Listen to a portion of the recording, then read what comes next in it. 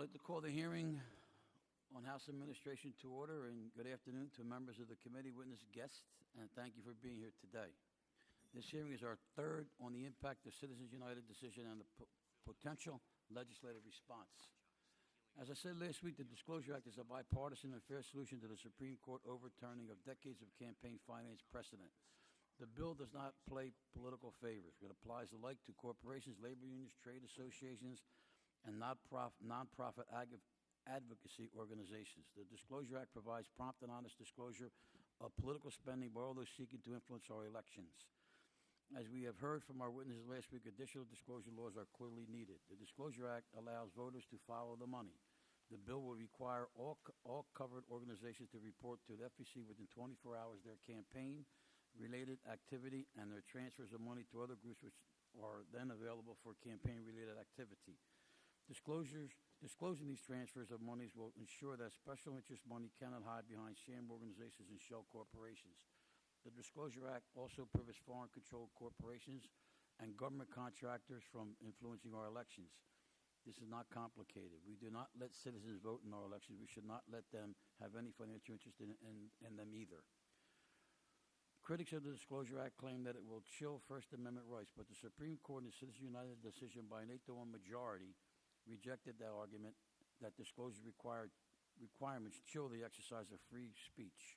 The court noted that disclosure requirements do not prevent anyone from speaking and recognized that disclosure laws enable the voter to make informed decisions and give proper weight to different speakers and different messages. The bottom line of this legislation is simple. Voters deserve to know who is financing elections. I hope that we can get to that simple goal. And I thank our panel for being here today and look forward to your testimony. Now I'd like to recognize the ranking member, Mr. Longworth, for any opening statement. Thank you very much, Mr. Chairman, for having this the second hearing on proposed legislation following the Citizens United decision. As I understand it, it is the mind of the chairman of the Democratic majority to mark up this bill on Thursday afternoon. I might just say the dispatch with which we are dealing with this is in obvious distinction to how the courts treated this and how the FEC treated this. The organization Citizens United had to wait for several years before they got a decision, during which time they were unable to exercise what the court said was their constitutional rights protected under the First Amendment, dealing with free speech and the essence of free speech being political speech. With all due respect, Mr. Chairman, it sounds like the gentleman doth protest too much in explaining how this bill is a bipartisan bill. I suppose 2 out of 176 or 178 Republicans makes it bipartisan. It would have been more bipartisan had the majority leadership, I'm not speaking of you, Mr. Chairman, but others, had at least considered it appropriate to share the bill with us before it appeared in its final form announced to the press.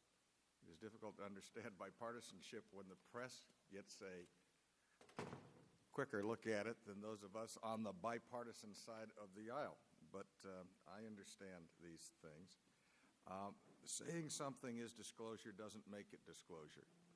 We have to be very careful how we deal with this law because it does deal with the First Amendment right of protected free speech, political speech.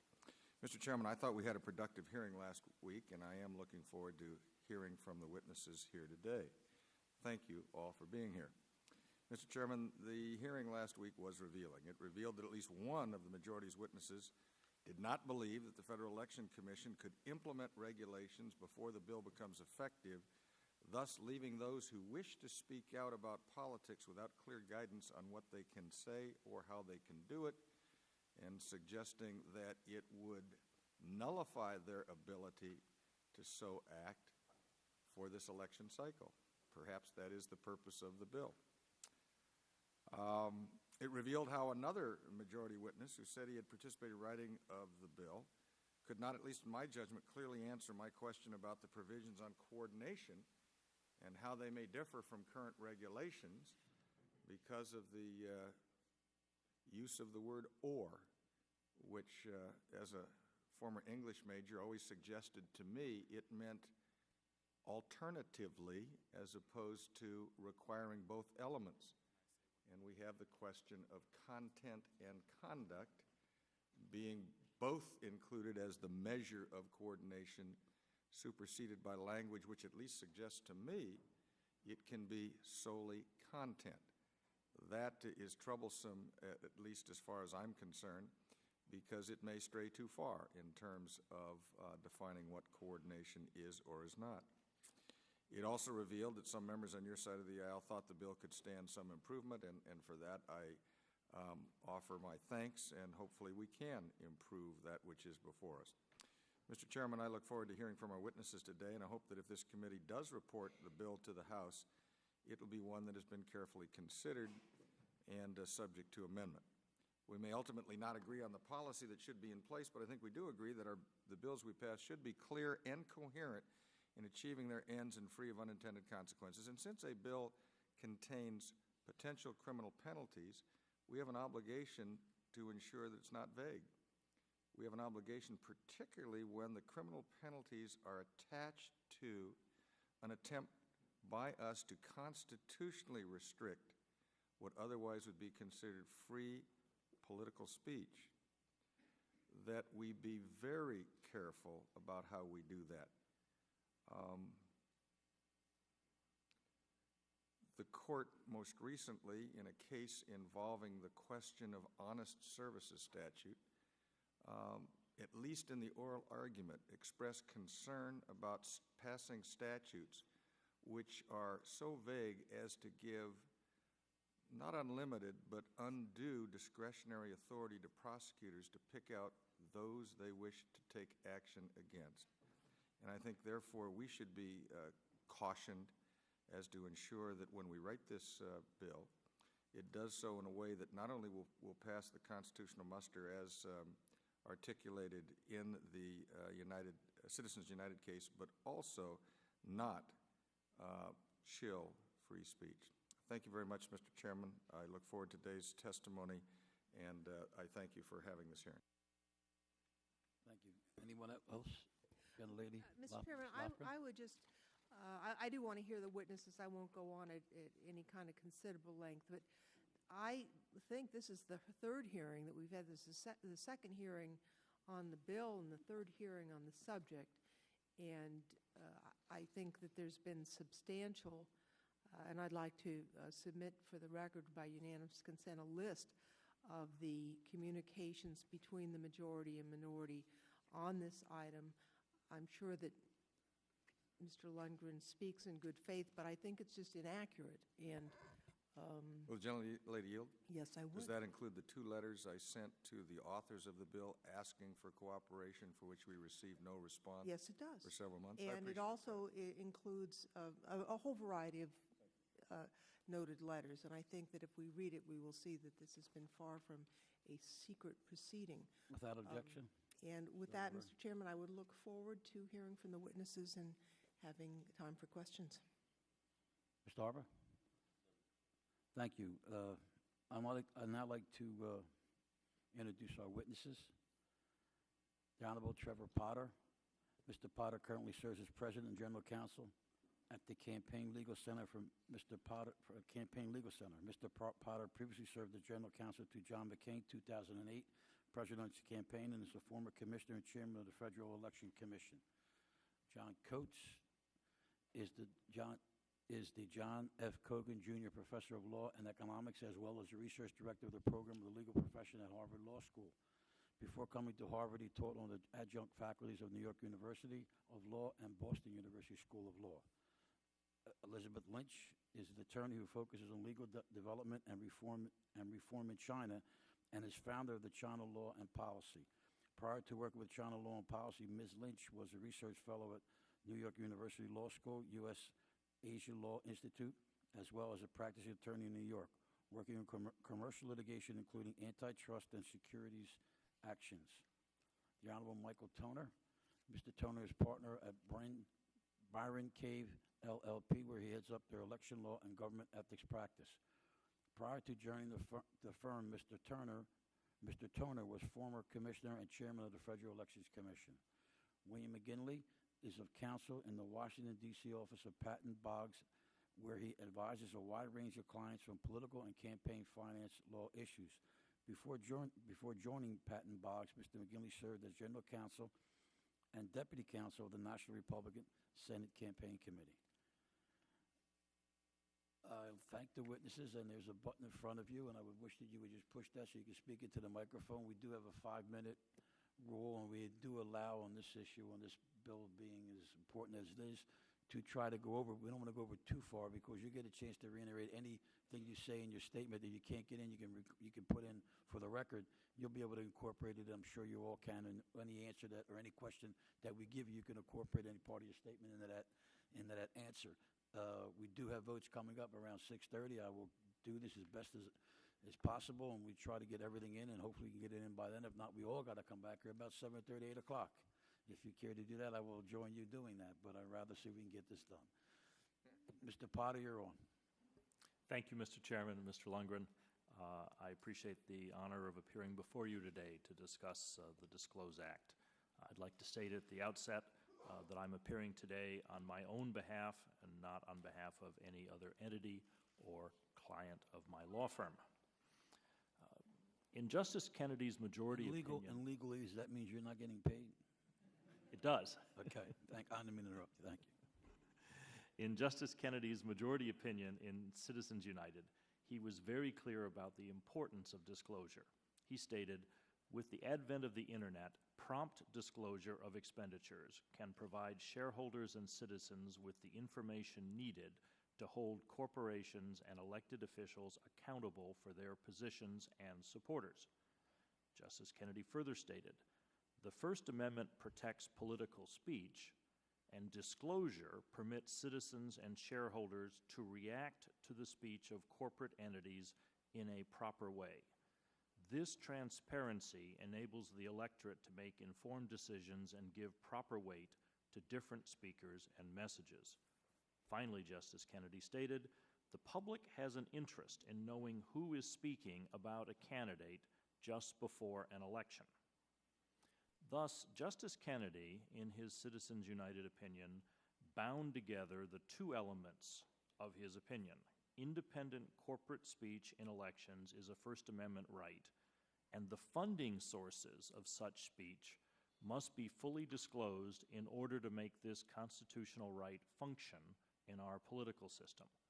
This section of Justice Kennedy's opinion was the only one joined by the 4 Citizens United dissenters, meaning that the fundamental importance of disclosure was recognized by 8 of the 9 justices.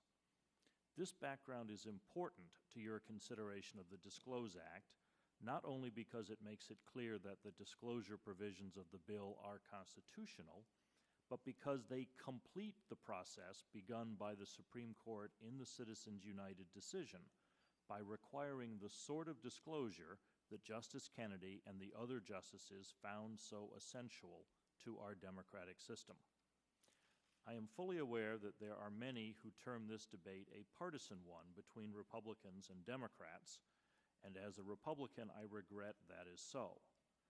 I know the DISCLOSE Act has only 2 distinguished Republican members of the House as co-sponsors, and I hope there will be more Republican support because this should not be a partisan issue.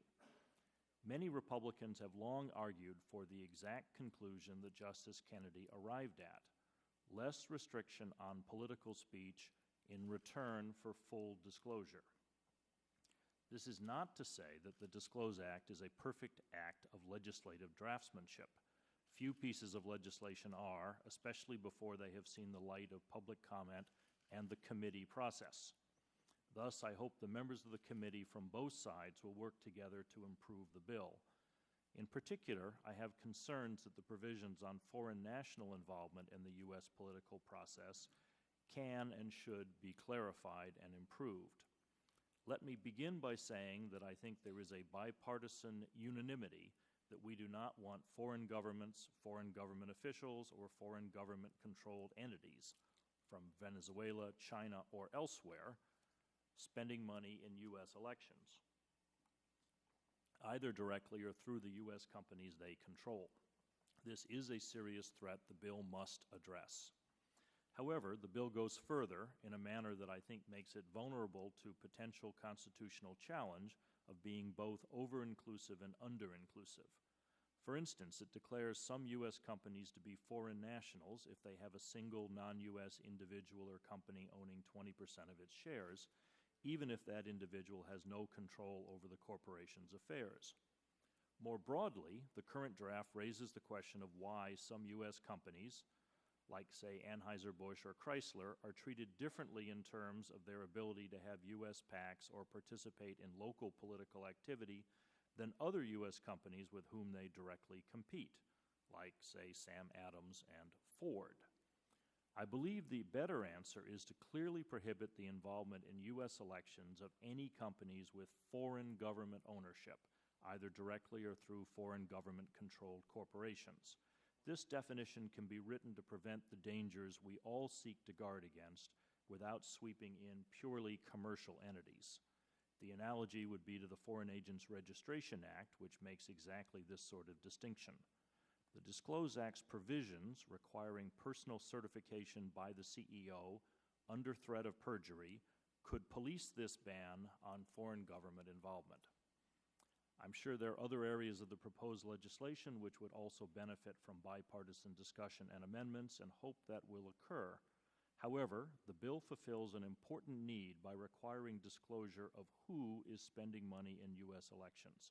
As I've noted, an 8-1 majority of the U.S. Supreme Court has stated that such disclosure is not only constitutional, but is the expected and indeed necessary counterbalance to the new corporate and union right to expend unlimited funds in U.S. elections.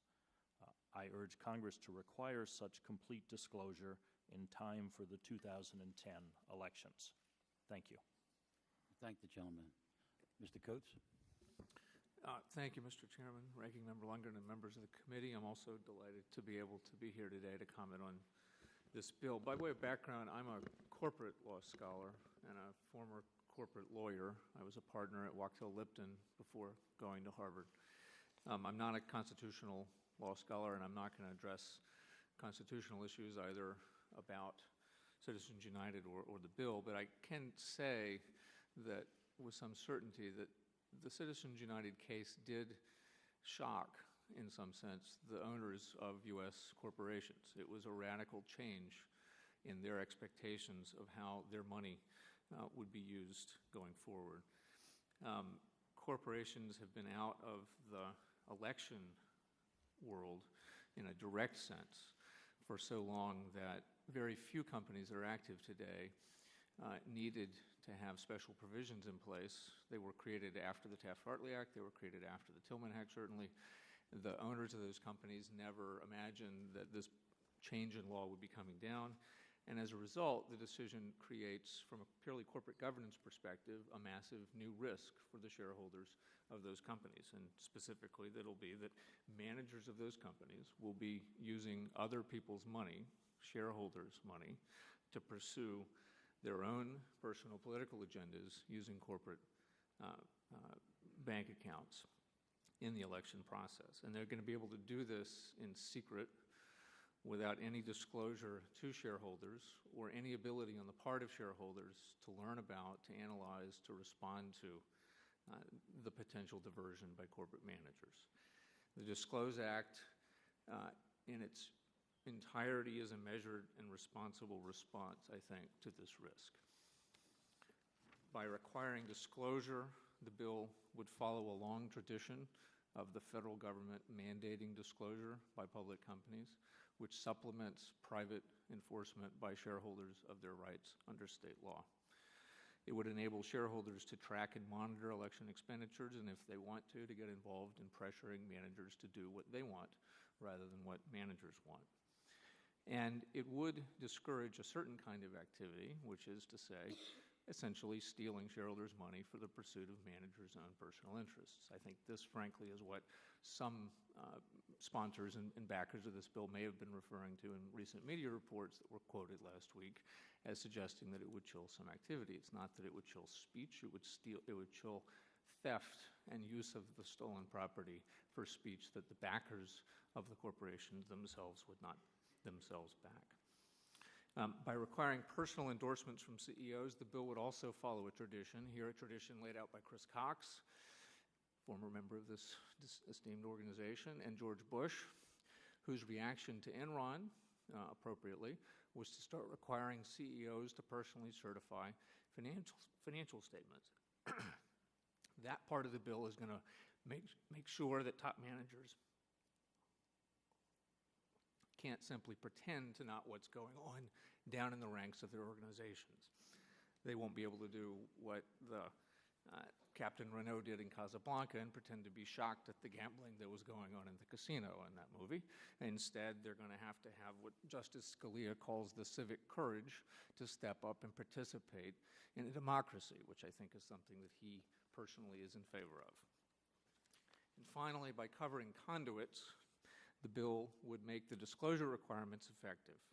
They will deal with a sort of double problem with the use of other organizations by large companies to funnel money into the election circle. The double problem is that first shareholders have managers take their money and not ask them or tell them about how they're using it. Then they turn it over carte blanche to other organizations, which ensure another layer of secrecy and clouds over their behavior. And again, there's good evidence to suggest that managers of companies themselves are surprised at how their money is used in the election world. And then finally, the bill will plug the loophole for foreign ownership created by the Supreme Court and Citizens United. Anybody familiar with the Boston area will know that there's a giant Citgo sign near Fenway. Very few people know that Citgo is, in fact, backed by Venezuela and effectively controlled by Hugo Chavez. And after Citizens United, Citgo can directly funnel Hugo's personal political ambitions into our electoral world. I don't think that's a good thing. I think that obviously runs afoul of longstanding bipartisan decisions to not have foreigners in our electoral process. Just to wrap up, thank you for the opportunity to comment on the bill, and I hope that you will pass it as soon as reasonably practical. Thank the gentleman. Ms. Lynch. Good afternoon, Chairman Brady, Ranking Member Lundgren, and distinguished members of the committee. My name is Elizabeth Lynch, and I'm an attorney and editor at China Law and Policy. I want to thank you all for letting me testify today. I am grateful for this committee's work on the DISCLOSE Act, legislation necessary to deal with the practical problems arising from the Supreme Court's recent decision in Citizens United versus FEC. Of particular concern is the potential influence of foreign money and, given the structure of some multinational corporations, direct pressure from foreign governments in U.S. elections. First, how does Citizens United change our understanding of the corporate form? In Citizens United, the court latches on to the legal shorthand of person and citizen that the common law periodically uses to describe corporations and takes these words literally. In doing so, it elevates corporations to equal status with individual citizens in the sphere of political speech. According to the court, there should be no difference between the two. When analyzing a corporation's right to political speech, courts are no longer permitted to take into consideration elements that make corporations inherently different from an individual citizen. This includes limited liability, perpetual life, and preferential tax treatment. In other words, courts can no longer pull aside the corporate curtain and look at what is really going on behind the scenes that causes a corporation to be different from a real person. So how does this new logic help foreign corporations and governments in potentially influencing our elections? In today's world, most foreign companies with a global presence often establish a U.S. subsidiary. These U.S. subsidiaries are incorporated under state law, and for the purposes of the law are considered citizens of the state in which they are incorporated. Unfortunately now, with Citizens United, we are no longer permitted to look behind that corporate curtain of a U.S. corporation to see its possible relationship to a foreign corporation. But make no mistake, these U.S. subsidiaries are heavily influenced, if not outright controlled, by their foreign parent corporations. The parent usually owns a majority, if not all, of the shares of the subsidiary, and capital is often infused to the subsidiary from the parent. But the picture after Citizens United becomes increasingly more perilous when some of these foreign corporations have direct ties to their governments. For example, in socialist and post-socialist countries such as China, Russia, and Vietnam, many corporations are still government-run. The same holds true for oil-rich nations like Venezuela and Saudi Arabia, where the oil industry is largely nationalized. Each of these countries has U.S. subsidiaries for many of their government-run corporations. Citgo, for example, is owned by the National Oil Company of Venezuela. With Citizens United's loophole, the Venezuelan government has the potential to flood money into our electoral process through its relationship to Citgo. But unlike corporations, foreign governments are motivated by more than just corporate profits. Global influence, power, and advantage are also a major part of their calculation. Even if involvement in U.S. elections might harm profits of the state-controlled foreign corporation, if that involvement is ultimately beneficial to the foreign government for other reasons, it will seek to take advantage of the loophole. And in today's world where China has $2.4 trillion in foreign currency reserves, and the United Arab Emirates sovereign wealth fund houses $450 billion in assets, these foreign governments now have the money to do so. And that is why Section 102 of the DISCLOSE Act is necessary. In a post-Citizens United world, the current version of the Federal Election Campaign Act is glaringly ill-equipped.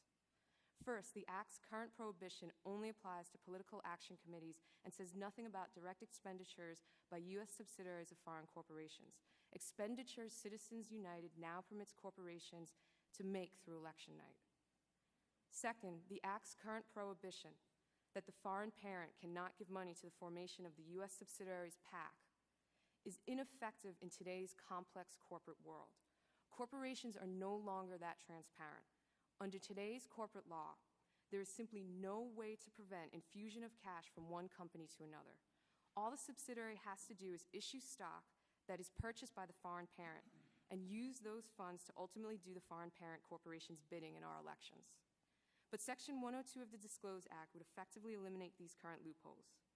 By expanding the definition of foreign national to include U.S. subsidiaries where 20% of the voting shares are owned by a foreign entity, or where a majority of the board are foreign nationals, or where the U.S. operations are in fact directed by a foreign entity, the DISCLOSE Act can protect our elections from undue foreign influence and restore the ability of the U.S. people to hold accountable their government. Thank you, and I look forward to your questions. Thank you. Mr. Toner?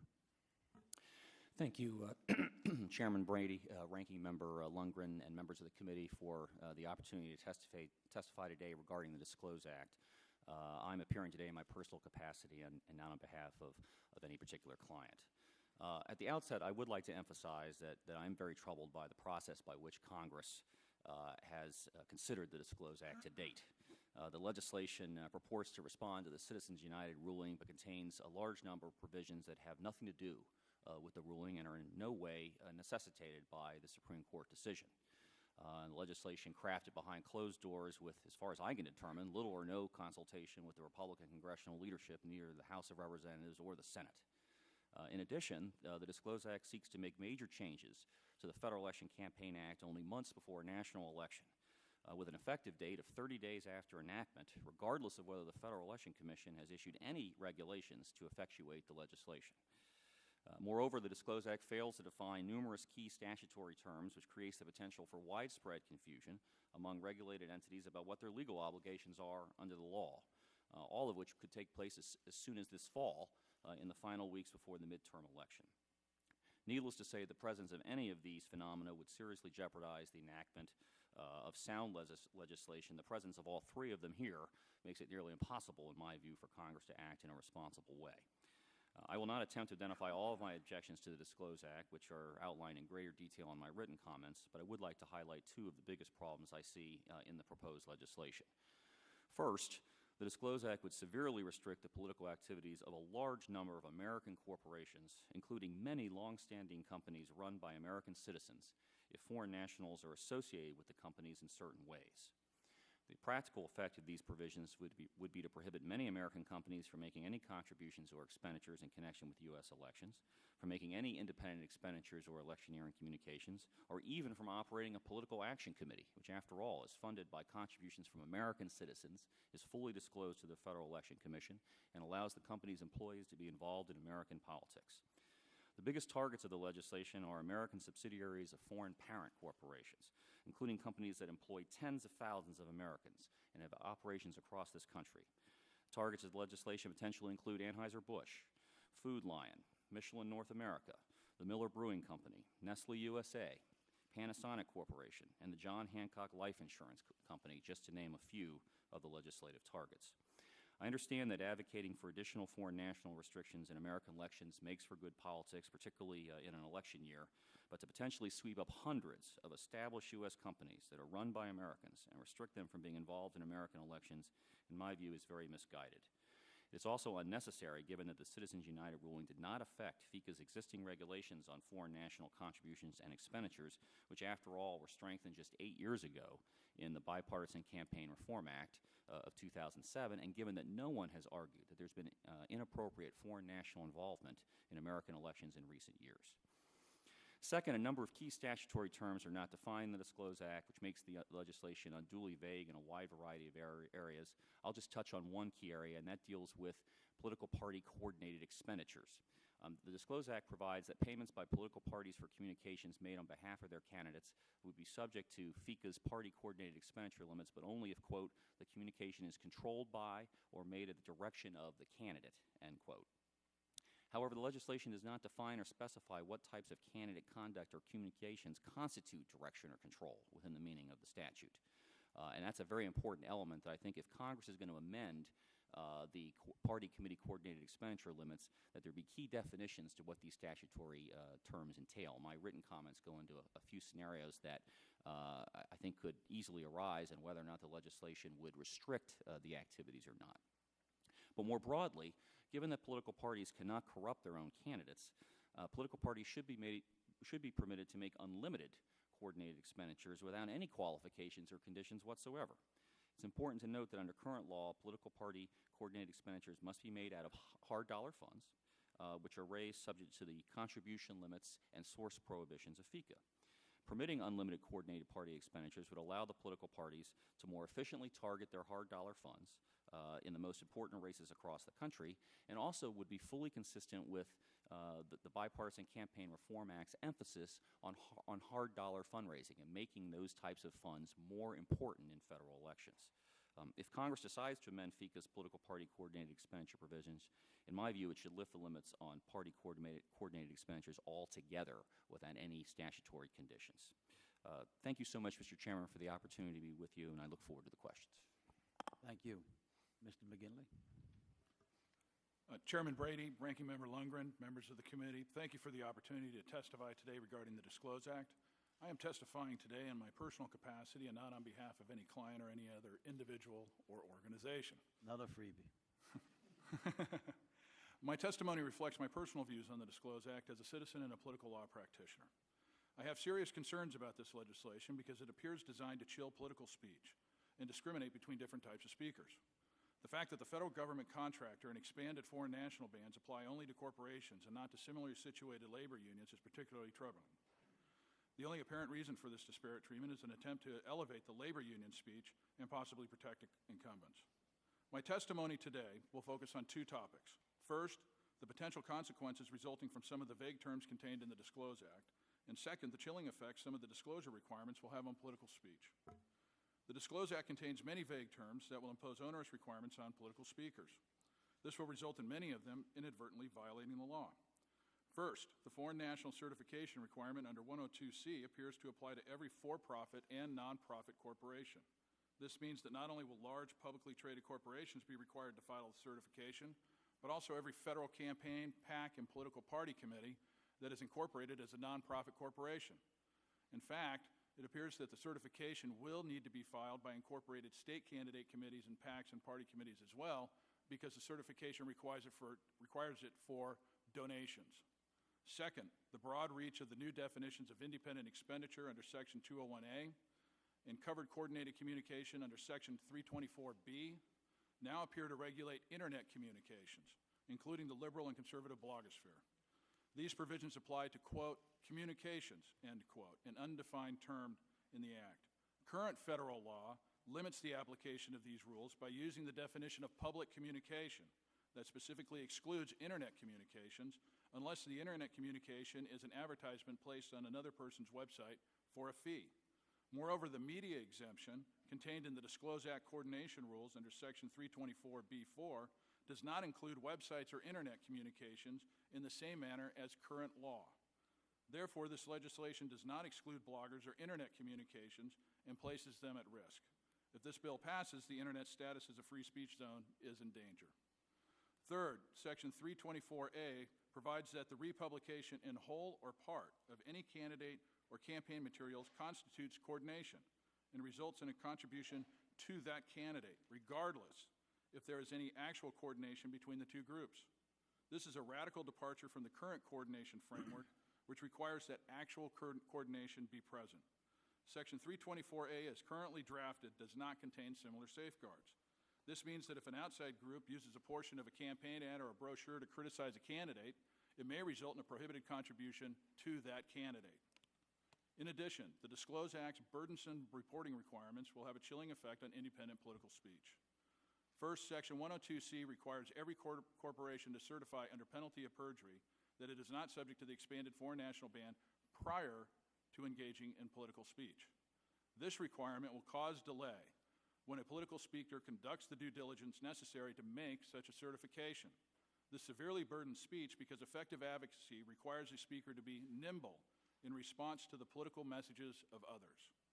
Second, the legislation requires a covered organization to file a public report, including posting the report on the organization's website if it transfers money to another person that is deemed to be made for campaign activity. These types of transfers are made before an advertisement is publicly released. This pre-speech disclosure forces a speaker to confer a competitive advantage on its opponents by revealing its private political strategies. It also dilutes the effectiveness of the advocacy. Finally, I am concerned that the legislation may become effective 30 days after enactment during the upcoming 2010 elections. 30 days is not enough time for the FEC to clarify the application of the Disclose Act through the proper rulemaking procedures. Equally troubling is the protracted process for judicial review of this legislation, which appears designed to push any potential judicial relief until after the 2010 elections. I respectfully request that the committee not adopt the Disclose Act and fashion a reasonable disclosure regime for independent speech that respects the freedoms of association and speech under the First Amendment. I am happy to answer any questions you may have. Thank you. We will now open up for questions. And I have a question for Mr. Potter. Is it constitutional to require disclosures of the donors to private groups that engage in political speech? And is it necessary? Mr. Chairman, I think as my citations to Justice Kennedy in the 8.1 section of that opinion indicate, it is. What Justice Kennedy and the court were saying is that it is important for people to know who is speaking and where the funding is coming from. And that would be true whether we're talking about a corporation or a trade association or a union or a 501c4. Under current law, there is a range of disclosure that's already required, and that would apply to C4s as well. So I don't see a constitutional problem with the provisions of the Act. So what this bill does is say who is saying something and who is paying for something. That's what it does. That's my understanding. Thank you. Mr. Longren? Thank you very much. And this is more of a general question, but it's one that I have difficulty finally defining in my own mind. I am for disclosure, appropriate disclosure. At the same time, we had an experience in California recently where we had a controversial proposition on the ballot called Proposition 8. It had to do with the definition of marriage. During the course of a court case that took place thereafter, it still is not resolved, there was a demand made, enforced by the court, that contributors to the proposition be revealed.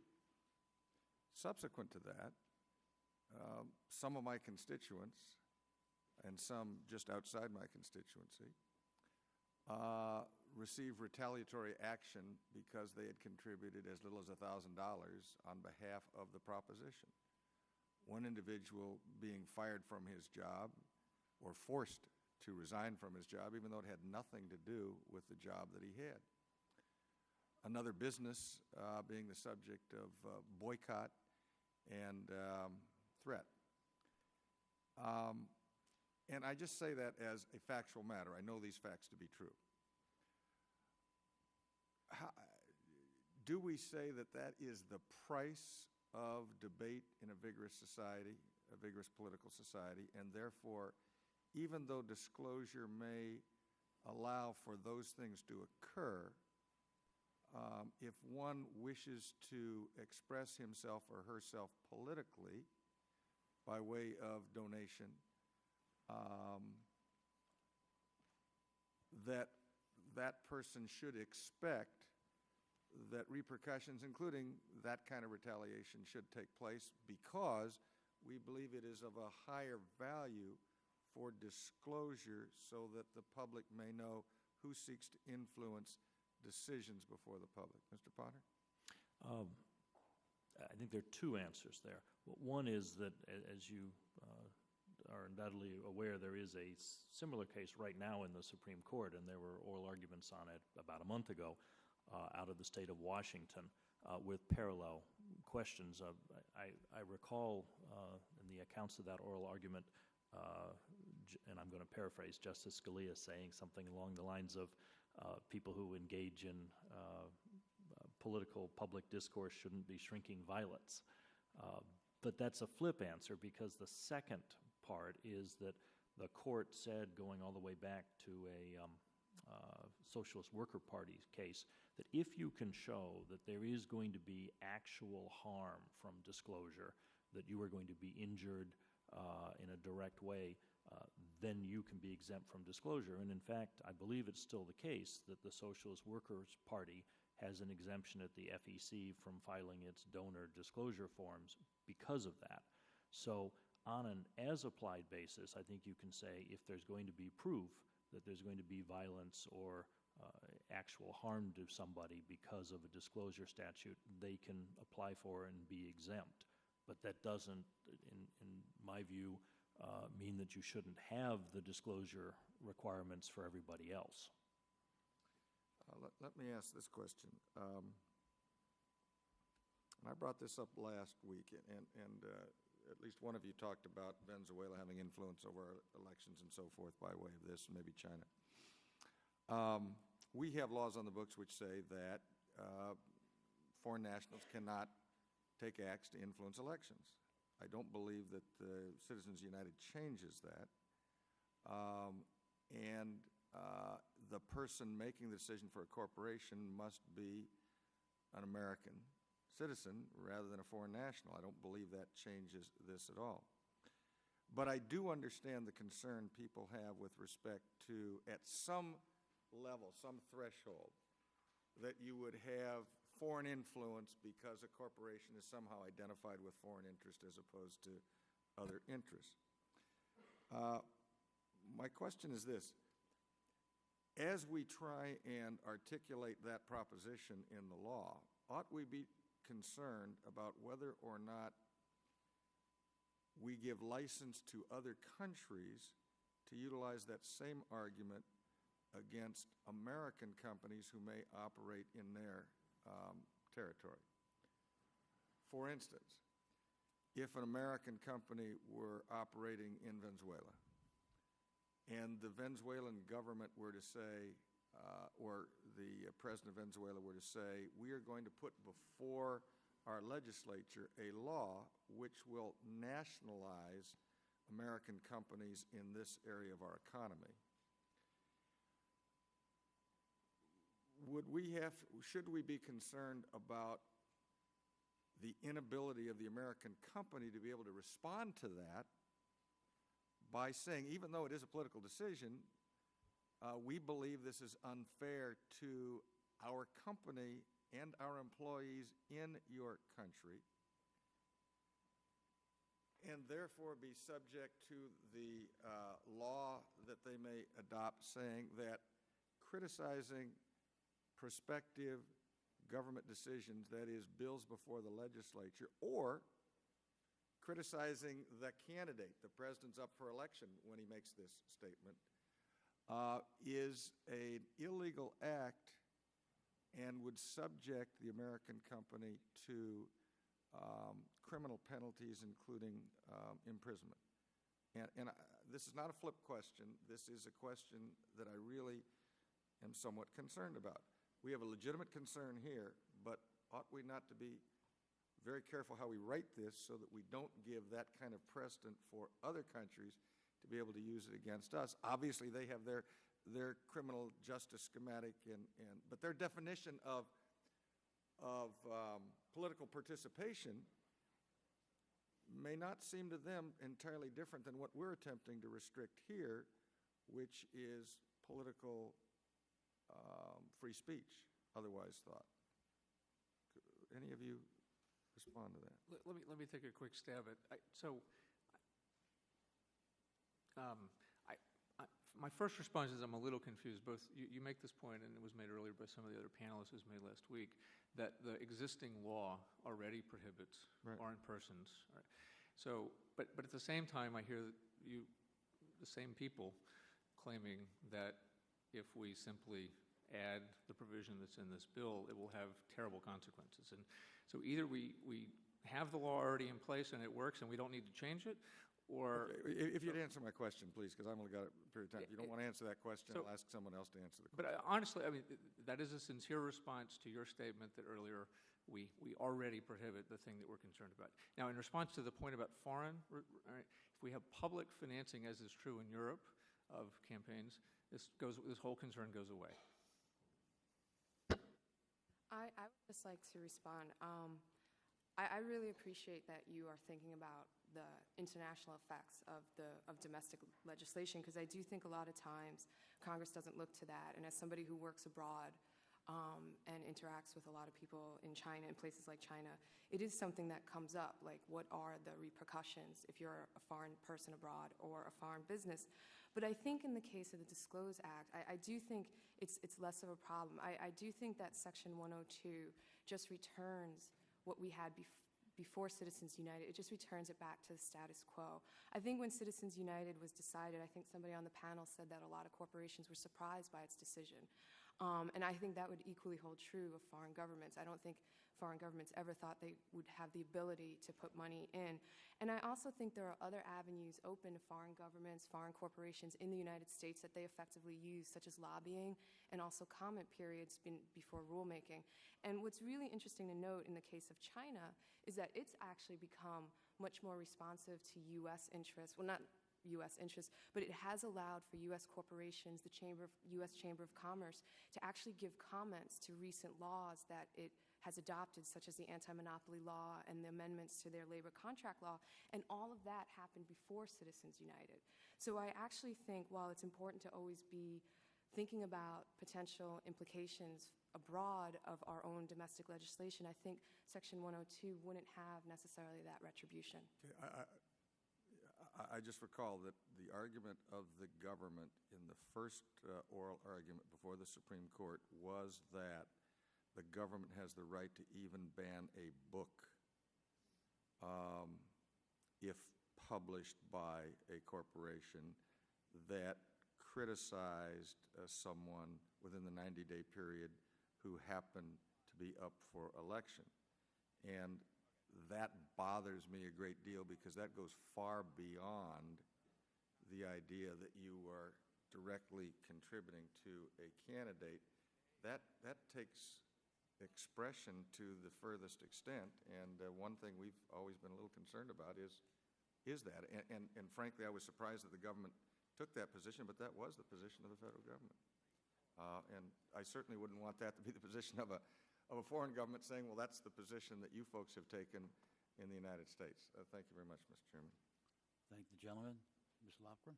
Thank you, Mr. Chairman. Before I ask my questions, I wanted to note that I see former Representative Pete McCloskey here in the audience. someone who was a tremendous hero and who we all admire. And Pete, it's just great to have you here in the committee room. Mr. Coates, I'm glad that we've got a corporate lawyer, not just constitutional lawyers here, because there's some questions that I've had, and maybe you can help answer them for me. When I read the decision, I'll say I didn't agree with the decision, but it's the law. So now we have to, see what's there and see what's possible consistent with the law. I accept that. But here's what I'm interested in probing. The decision says the First Amendment does not allow the power to prevent corporate speech, to paraphrase. There is furthermore little evidence of abuse that cannot be corrected by shareholders through the procedures of corporate democracy. When I read that, I thought, I don't know about that. I mean, corporate democracy isn't that vibrant, really. And then towards the end of the decision, it talks again about shareholders, and I'll read just part of it. It says, shareholder objections raised through the procedures of corporate democracy can be more effective today because modern technology makes disclosures rapid and informative, which really, I think, asks us. It's reaching out and enticing us to establish a vigorous disclosure procedure. And again, with the advent of the Internet, prompt disclosure of expenditures can provide shareholders and citizens with the information needed to hold corporations and elected officials accountable for their positions and supporters. Shareholders can determine whether their corporation's political speech advances the corporation's interest in making profits, and citizens can see whether elected officials are in the pocket of so-called money's interests. The First Amendment protects political speech. The disclosure permits citizens and shareholders to react to the speech of corporate entities in a proper way. And I've been wondering what a proper way might be. And it goes on to say that transparency enables the electorate and the like. Now, I've been thinking about when you buy a piece of stock, your basic interest is in your return. It's in getting dividends and having the price increase in value so you can sell it. It's not so, the officers and directors can use your money or what would have been your dividend to play politics with your money. And right now, I don't see any way to protect. Put the free speech issues just to one side for a minute. How can shareholders be protected? If the value of the share is diminished because of the expenditure decisions made by the officers and directors, to say sell the stock is not the remedy because the stock value has been diminished. And also, if you're in a closely held corporation, you're especially vulnerable because you can't sell the stock even if that were a proper remedy, which I think it is not. It seems to me that the business judgment rule really protects and insulates the officers and directors from accountability. And I've been exploring, is there some way that we could give shareholders some kind of remedy at law when there is expenditures for political reasons, which is protected, but the end result is the shareholder eats it financially. Shouldn't they have some kind of remedy? How would you craft that? Thank you for your question. Yes, I agree that the Supreme Court, we agree with the implication of your question that the Supreme Court was a little over-optimistic about the ability of shareholders under current law to take action. And the most basic point is that without the disclosure requirements of the kind that are in this bill, they won't even know what is being done with their money. Well, if I may, the disclosure requirements benefit the electorate, and then they can make a decision. I remember, and I'm sure Dan remembers as well, in California a number of years ago, there was an initiative to regulate smoking in public places. And as soon as the public found out that it was funded by the tobacco companies, it just crashed in the polls. It went down. So the disclosure benefits the electorate, But the disclosure doesn't actually solve the problem for the shareholder, does it? It does not completely solve the problem, but it's a minimum. It's a necessary thing. I think one thing, at least in principle, that shareholders could do if they were dissatisfied with what they learned their money was being used to do is sponsor bylaw amendments that would then further control the use of political money by the companies in which they invest. And in fact, a significant number of companies have voluntarily adopted mandatory self-imposed disclosure requirements and reporting requirements. And I think for that reason, that's another reason that this bill is in line with what, in fact, shareholders would want. I think it's also reasonable to explore alternative means to give shareholders more of a role in this area, and I think there are other bills that are out there that are worth exploring and working on to see if we could get that done, too. If I could just do one quick follow-up on that point, I don't think it belongs in this bill. I think that these disclosure provisions are essential and needs to move promptly. But on a separate track, I've been thinking, shouldn't the shareholder, I mean, we really tightened up shareholder lawsuits. And actually, I was one of the Democrats that voted to override President Clinton's veto on that, and I'm glad I did, and I think it was the right vote to this day. But there are circumstances where, I mean, other than having the ability to go after the corporation that took your dividend and spent it on their pet project, Right. What remedy do you have? So the United Kingdom currently requires prior shareholder authorization for political activity. I'm not necessarily that we could take it from their system and put it in ours exactly in the way that they do it, but that's at least worth exploring.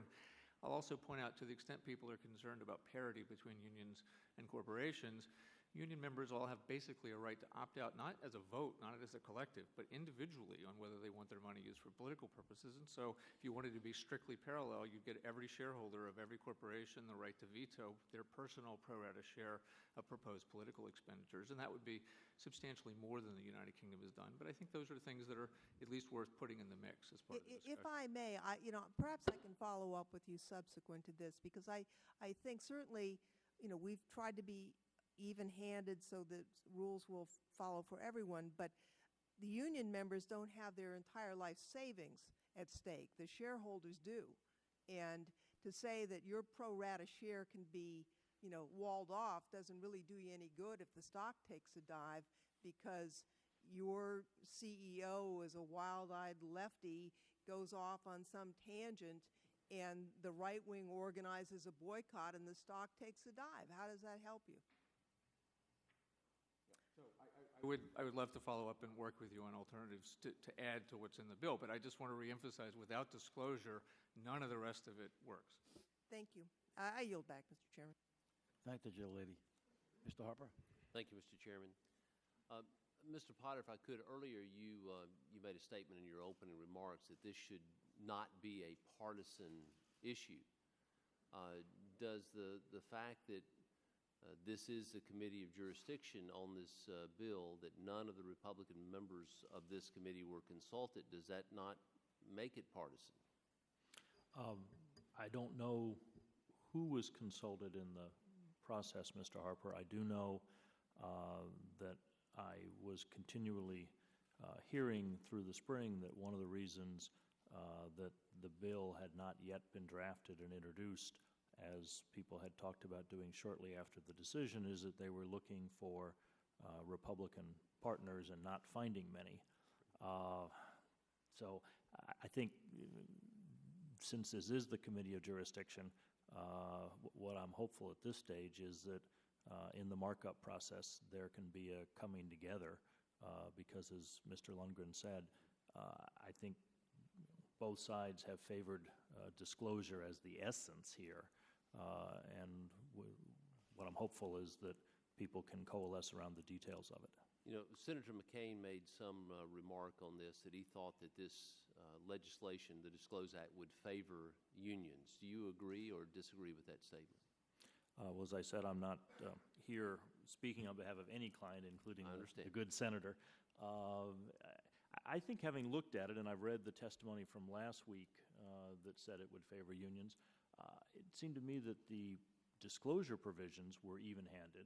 They would apply to both corporations and unions, And I can certainly remember past campaigns where unions paid for advertising that ran under catchy names that didn't say anything about unions, Americans for a Better Country or something. So I think the fact that it would have to disclose the names of the unions that are sponsoring it and that it was specifically sponsored by unions would be an important disclosure provision and probably news to viewers who are used to just seeing the catchy name on it. Is it your understanding that if corporations receive TARP funds, that they're restricted under this bill? I believe that's the case unless they paid them back. Okay, but their unions are not restricted. So I'm trying to figure out how that. Well, I suppose if they received TARP funds, but I don't think any of them did. Okay. I think there are going to be provisions of the bill. The other discussion has been federal contractors, where there are going to be more corporations affected than there are unions, because there are going to be more corporations that are federal contractors than they are unions. But I don't know that that makes the bill discriminatory against corporations. I mean, we have to start with the fact that Citizens United is a case about corporate spending. There was no union in that case. I think lawyers assume that unions have the same First Amendment rights as corporations do, but the whole Supreme Court decision is about corporate spending, corporate disclosure, corporate shareholders, because that was the case before them. Thank you, Mr. Potter. Mr. Toner, do you agree or disagree with Senator McCain's statement that unions are treated, that this may favor unions a great deal? I don't think it's a bad deal for the unions. That would be my short summation. And if I may, Congressman, yes, two quick points I'd make. A couple of the panelists have emphasized that Citizens United was a shock. I think in many ways Citizens United was a resettling of precedent in terms of the First Amendment values the court has emphasized. And I say that because Citizens United overruled Michigan versus Austin Chamber of Commerce, that in many ways was an outlier, because the Supreme Court has emphasized that when you're talking about independent spending, independent speech, there's no anti-corruption rationale for restricting it. And so starting with individuals in Buckley versus Vallejo, that's unlimited. Starting with political action committees in NICPAC, that was held to be, could not be restricted. Nonprofit corporations in Massachusetts Citizens for Life could not be restricted. Political parties could not be restricted. Really, the only entities in America left were for-profit corporations. And so in that respect, I think Citizens United was a reordering of the decisions. And beyond that, of course, as you know, a large number of jurisdictions in this country for decades have allowed corporate contributions and expenditures before Citizens United. And I think it's fair to say that some of the best governed states in the nation operate in those types of regimes, such as, for example, Virginia. And we've not seen the parade of horribles displayed there that we're hearing a little bit this afternoon. So for all these reasons, I really think in many ways, particularly in the foreign national area, this is a statute searching for problems that don't exist. And I will emphasize one thing. Current law does not prohibit American companies that are owned 80% by Americans from being involved in U.S. elections. This bill would. I don't think that's appropriate. Maybe other people think it is, but I think that's really a misguided policy choice. Mr. McGinley, you were talking earlier, you mentioned about this taking effect within 30 days after passage without any regs being written. To your knowledge, has the FEC implemented or giving any regulations on the Citizens United case, which was decided back on January 21st of this year?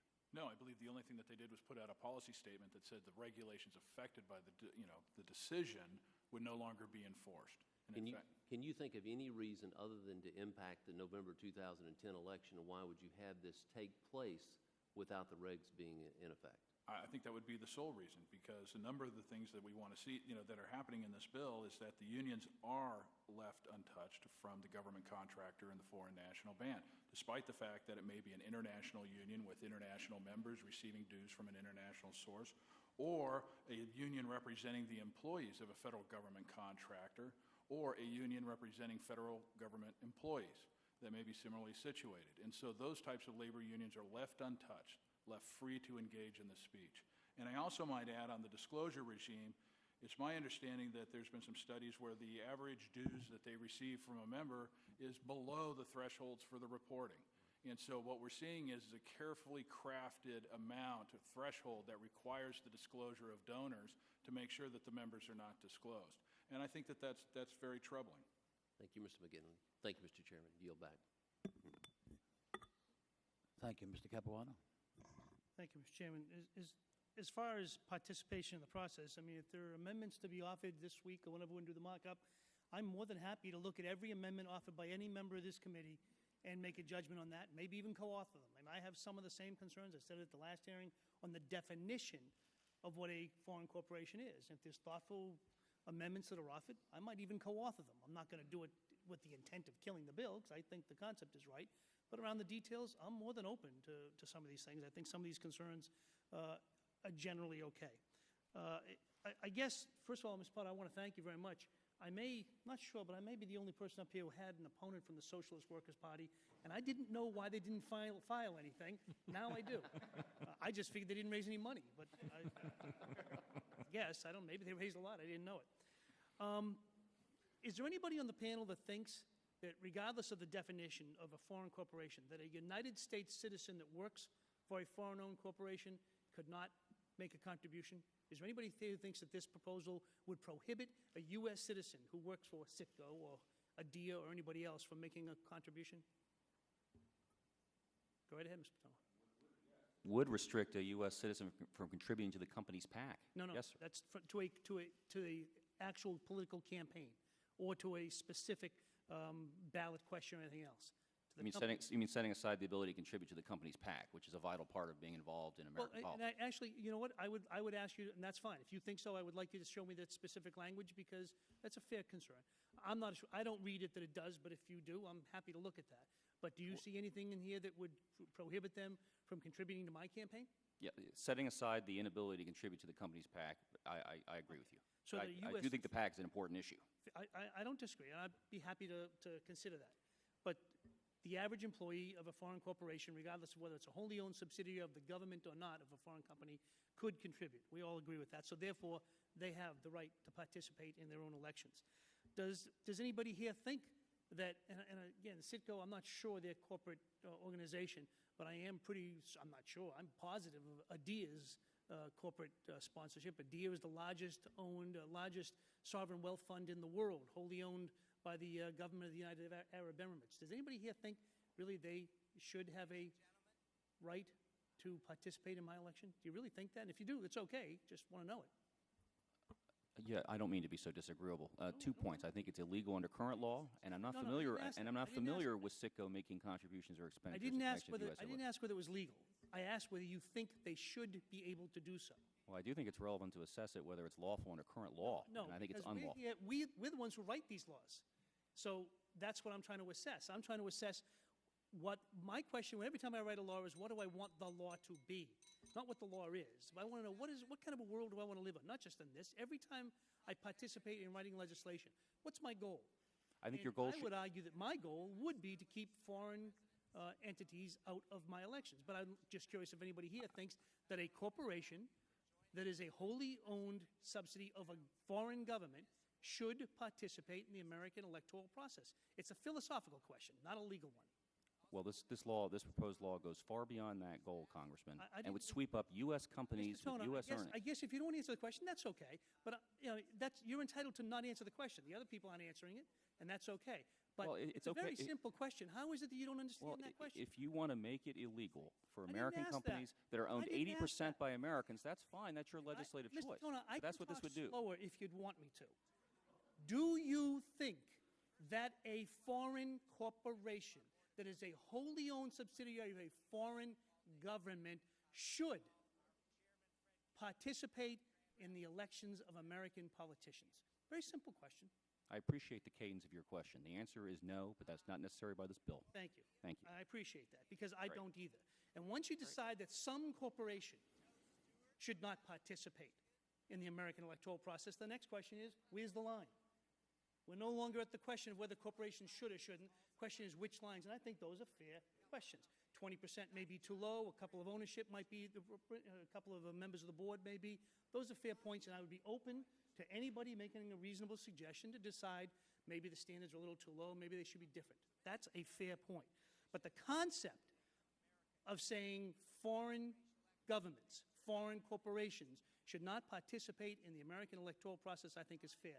As far as American corporations participating in other countries, they can and will do that whether we do anything or not.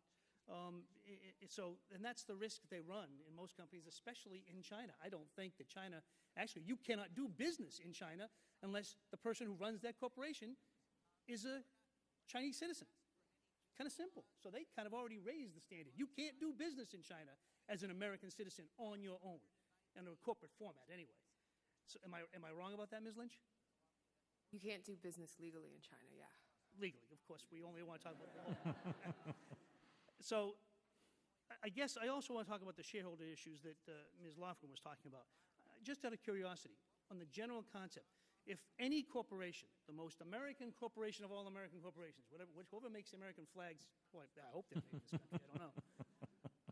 The most American corporation, if that corporation has $1 sitting around that they don't need to run the corporation, they don't need to buy any more machines, they don't want to hire anybody, whose dollar is that?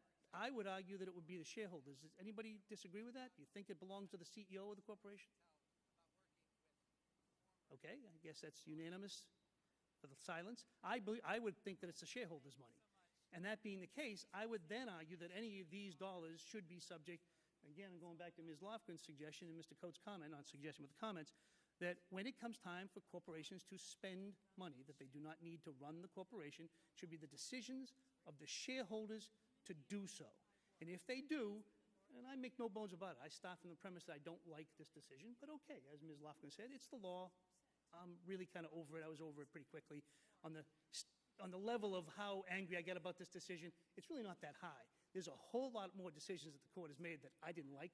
We can start with Bush v. Gore, but that's a different issue. But all that being said, Mr. Coates, and for others, I would ask you to look at the Shareholder Protection Act that has been proposed that would allow shareholders to be the decision makers as far as how much money a corporation is. That's not for today's discussion, though. I guess on the final point that I want to make on retaliation, because I think retaliation is a fair point to make, and it is a real fact of life. I have seen retaliation in political circumstances all my life, and I don't like them. As a matter of fact, when I was mayor of my community, one of the things I did, I banned lawn signs, which is, by the way, unconstitutional. But we did it anyway. And we lost in court, which I knew we would. Is that a precursor? Oh, yeah. Absolutely. But then I put political pressure on those who put yard signs up. The rule was if you come into my city and you want to put up yard signs, you buy my political opposition. And for 10 years, we had no yard signs. Neighbors got along, everything was fine. That was my definition of term. So retaliation, I think, is a very real consideration. However, the question to me then comes, retaliation doesn't just come on these issues. Is not retaliation potentially possible in straight-up political elections, like, for instance, district attorneys, judges, attorney generals, even members of Congress might feel some compunction about maybe not being so friendly to someone who opposed them.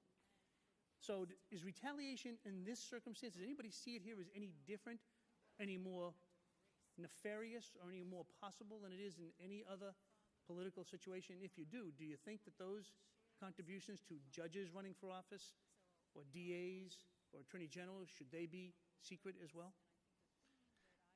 Can I say I think it's less? When I give money to my local congressman, Barney Frank, for example, I live in Newton, that's instantly disclosed on the web. It shows up so fast, and people track it, and then they analyze all the professors at Harvard and all professors generally, and they publish reports about it, and we get retaliated against. So you telling me that I get retaliated against, that's not so bad, but if Exxon gets retaliated against, that's terrible. Who would dare retaliate against a professor in my district? But with that, I actually have no time left, so I give back what I don't have. Well, I think this is an important bill, so I'll let the blinkers go right by. You have I will allow you to have another. Well, I'm surprised that another round. a Harvard professor would get retaliated against for contributing to Barney Frank in Massachusetts. I guess I don't understand Massachusetts. I see. As I understand the general proposition, the Supreme Court has basically said that you can restrict types of political participation and we can put limits on expenditures to candidates, for instance, even though the use of money is free speech, because of the corruptive influence or the attempt to try and eliminate or at least ameliorate the potential corruption. I mean, that's sort of a gross statement. Presumably, that's the same basis for which this bill does not allow those who are federal contractors to participate as others might participate. If that's the case, what is the essential difference between a corporation that has a government contract and a grantee of the federal government, which is not so impaired under this bill? Or we talk about unions. A public employee union is not similarly restricted. Mr. Toner, Mr. McGinley, or anybody else, can you tell me why there is an essential difference in those categories? And if there is not an essential difference, does that not give rise to a potential constitutional challenge where the court has already told us you cannot distinguish between corporations or different types of associations, free speech rights? And in this case, it would seem to me that if you differentiate between unions and corporations, one having a contract, the other one having a relationship with the federal government representing federal employees who get their direct revenues, their direct pay from the federal government, how is that distinguishable, or do you think that might give rise to constitutional challenge in the courts? I'll take the first crack at this one. I think that it does give rise to a constitutional challenge in the courts for the very reason that the court laid out in Citizens United. And that is that the court said that the federal government does not have the authority to distinguish between different speakers who choose to speak in the political process. If you have a corporation with a contract with the federal government, and you have a labor union that represents federal government employees, a public service union, there really should be no difference between the treatment of the two under the law. Because what you've done is you've decided that the employer cannot speak about issues that may be of concern to the employer. Because of the potential corruptive influence. Because of the potential of corruption, which is the only compelling governmental interest that can, satisfy the need to limit the speech, as opposed to the union, which represents the employees of the federal government and engages in collective bargaining. Why there should be a difference between those two types of situations, I cannot explain. However, I can say that the court was very clear about the fact that we need to have more speech for more speakers, and that the federal government contract prohibition that's currently in the DISCLOSE Act is going to prevent these companies from speaking out not only on express advocacy, which would be the advertisements that advocate the election or defeat of a candidate, but it will also prohibit them from speaking out on electioneering communications, which now under the bill are not only from 60 days back from the general election and 30 days back from the primary, they begin 90 days back from the primary and extend through the election year. So if there is a bet the business piece of legislation that is moving through Congress that could endanger this company's business, they don't have the authority not to advocate the election or defeat. They can't even get out and discuss the business and ask the general public to contact those representatives, because that would be a prohibited electioneering communication under this bill. And what type of media can they use? They can only, they wouldn't be able to use the television or the radio under the electioneering communication ban, but also under this bill, you've expanded the definition of an independent expenditure, which is something that applies year-round. Not only does it include express advocacy, which are those advertisements that advocate the election or defeat, but you've taken the functional equivalent of express advocacy, which is the electioneering communication standard that the Supreme Court set forth in Wisconsin Right to Life. Those are issue ads. That is the court case where the court laid down that the First Amendment allows speakers to convey information. It may not be that they are not advocating the election or defeat, but the only authority that the federal government has is if the advertisement is susceptible of no reasonable interpretation other than an appeal to vote for or against a candidate, an objective standard. And in fact, in Citizens United, the FEC's attempt to promulgate a regulation that had 2 parts and 11 factors was specifically singled out by the Supreme Court as as analogous to a prior restraint, because it was too confusing and nobody understood.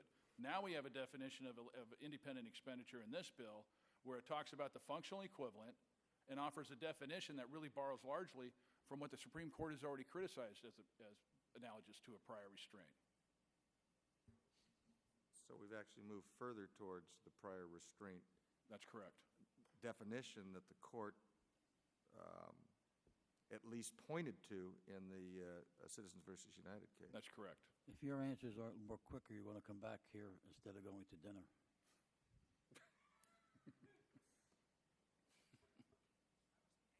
That's a powerful incentive to be brief, Mr. Chairman. I'm hungry. Oh, Mr. Chairman, there's a whole lot of other questions, but I can well imagine. I understand that we have time limits here. So, Mr. Chairman, I would like to introduce 3 items for the record. Number 1, the testimony from the Center for Competitive Politics. Without objection. Secondly, a law review article written by Mr. Bob Bauer stating that disclosure requirements like stand by your ad really serve the purpose of regulating speech. And third, a study from procon.org that lists the average union dues for major unions across the nation. Ask unanimous consent, all articles, various letters, articles, and documents be committed into the record. And may I ask one more question? And that is, in the new disclosure requirements, not disclosure requirements, the new requirements for identification at the time of an ad, because in some cases now they double the number of people to be mentioned, and the association has to be mentioned twice. At least my staff has tested it, and they utilized the names and associations of the people who appeared in the panel last week. And they found that for a 30-second ad, it could take up to an average of 13 to 14 seconds. Does anybody believe that that is something that does, in fact, interfere with the right of free speech, when at least half of the message has got to be a repetition of who it was that sponsored it and the name of the group? Or is that just one of the breaks of the game? If you're going to do a 30-second ad, half of it's going to be taken up with the statement. Mr. Lundgren, I venture into that territory and say, obviously, at some point, it becomes impractical. There's a standard the FEC currently uses that says if the disclaimer takes up so much of the ad, you can't get your message out, and I'm thinking of text messaging, for instance, or it's impractical. I'm thinking of skywriting. You don't apply it that way. So I think there is a reasonable way to deal with a very short ad. And I was just thinking from what Ms. Lofgren said in quoting Justice Kennedy's statement about the use of new technology and so forth. You know, you could require that there be some sort of message that's even shorter, but directs people to the website that contains that information that's necessary. I mean, there are ways of making sure that they have that available that would not take up the time of the ad itself, and yet not try and get around the identification. I mean, I understand what we're trying to do. I want to know who it is. But at the same time, you either are going to get the situation where they take up too much time, or you're going to hire that guy who speaks faster than anybody else, and so nobody actually understands it. And yet it might fulfill what the law is. And it's just one of the practical things I think we should be concerned about. Yeah, it's a balancing issue, because you and I would both know that we're most likely to hear it on the ad, and we are less likely to write it down and go to the website and figure out who sponsored it. So we'd like it on the ad, but you've got to find a way to make it practical. I agree. Okay, Thank you. Before I recognize Ms. Lofgren, I'd like to say a few words real quickly. I'm either at a disadvantage, but in my view, I'm at an advantage because I'm not an attorney amongst all the other attorneys that are here. But Mr. Tony, you said something about labor got a good deal. I can't figure out how. I can't figure out how labor got a good deal. In order to get a contribution from a candidate from labor, has to be in writing. If you are a corporation, you don't have to get anything in writing. In order to get a contribution out of labor, members vote on it. If I have stock in AT&T, I don't vote on it. If members want to get a request, or members of unions, if there's a request for a political contribution, it has to be a request made in writing. It has to be, member has to know about it. Members of the unions know about it. And members vote on it or ratify it. Nobody who's a member or dividend owner or anybody in a corporation gets the chance to see that. I could have, I said it before, is it still Deer Park? I don't know what we're doing here. Deer Park, I could have stock in Deer Park, and Deer Park can support my opponent. And I have nothing, the money I'm buying stock with, that money goes against my opponent. That can't happen in labor. So I don't think labor's getting a good deal. I think labor's been covered under this bill forever in time. And they do have full disclosure on every piece. So I just wanted to make that comment. I'd like to now recognize Ms. Lofgren. Thank you, Mr. Chairman. I'd like to ask unanimous consent to put a little compilation of information from actually Bob Bauer's position in favor of disclosure, because clearly he does favor disclosure in the record, just to be clear on that.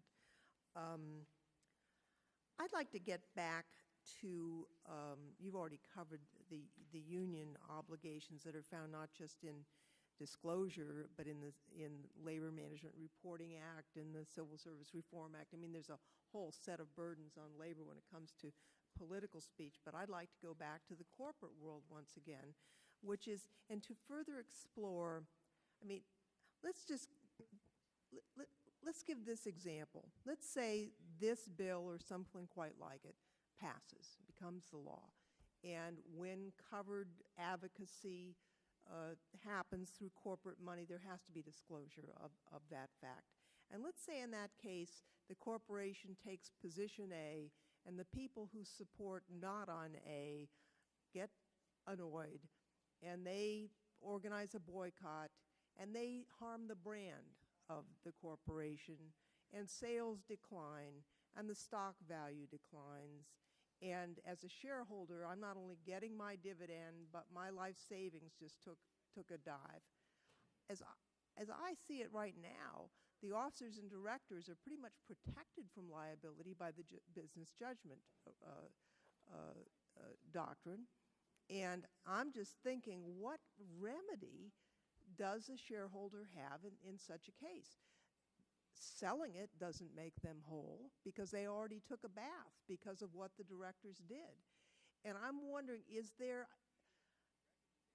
can you envision, Mr. Coates, a remedy where if the directors were reckless, that the shareholder might be able to sue for damages and get past the business judgment rule? How else do you hold the officers and directors accountable if in such a scenario? So I don't think that a litigation remedy is likely to be a good idea. It also would not likely work very well for reasons that I'm happy to talk about at great length. But let me just say, one remedy that might work instead is with disclosure. If enough shareholders don't like option A that the company has been pursuing, they can legally, under the laws of all the states currently, propose a bylaw which would in the future prevent the company from engaging in that activity. Now there's a problem, or two problems, one practical, one legal. The legal one is that the SEC, for reasons known only to itself, has frequently prevented those sorts of proposed bylaws from being put into the company's proxy statement, and as a practical matter, forced shareholders to have to pay for and print and distribute their own proxy statement, which then makes it practically impossible for them to get this enacted. So a separate part of a separate potential bill would be to encourage or require the SEC to revisit some of those decisions. But even if it's completely legal, I think you're absolutely right to focus on the fact that for many companies, it will not still will not be a practical option for the 25 million shareholders of Procter & Gamble to get together, even if 12.5 million of them dislike what management is doing, and adopt something. And so That then leads to the kind of thing that I was talking about earlier, which is a federally mandated vote before political expenditure. Well, what do you do if it's a pre-IPO? And many of my constituents, they're working 18 hours a day and they're getting stock options in the hopes that someday they're going to be worth a lot. But there is, as a matter of fact, they're more victim to something like this than a publicly traded entity. There's no market for the stock. You can't sell it. There's no shareholder meetings. Right. They're just out of luck. What remedy for them? What is going to deter the directors and the officers from having fun with other people's money? Always a temptation if there's no possibility of ever being held to account. I think the point you're making is a good reason that Citizens United perhaps should be reconsidered from time to time by the court. But I don't see a practical remedy for many shareholders in that situation. Mr. Chairman, the bells have rung, and you had announced previously that we would adjourn as soon as they did. So I will yield back, even though it's on yellow and I have. Could I ask the gentlelady a question, though, before she yields back? The only theory I had not heard about the problem with Procter & Gamble last week was what was just suggested. I'm going to investigate that and see if it was some statement of political activity that was made by the chairman of the board. I thank the members and I thank the panel of witnesses. Appreciate your participation. This hearing is now adjourned.